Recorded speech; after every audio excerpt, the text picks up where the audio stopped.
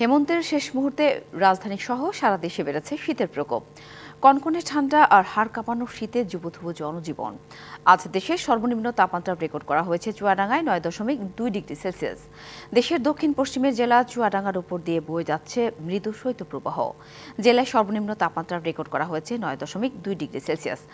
গতকাল থেকে এই জেলায় শুরু হয়েছে মৃদু শৈত্যপ্রবাহ। এর সাথে রয়েছে ঘন কুয়াশা ও কনকনে ঠান্ডা বাতাসের দাপট।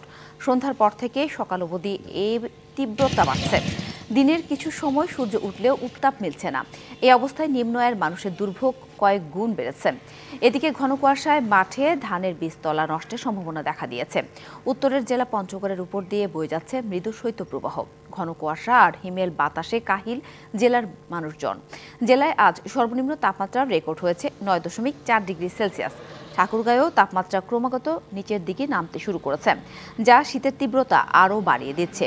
অনেকেই আগুন জ্বালিয়ে শীত নিবারণের চেষ্টা করছেন।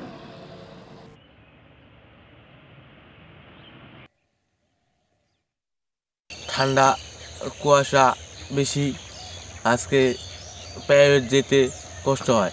কুয়াশার টানে ঠান্ডা বাইরে থেকে বাইরে হওয়া যায় না। শীতের জন্য হাত পা ককড়া হয়ে যাচ্ছে।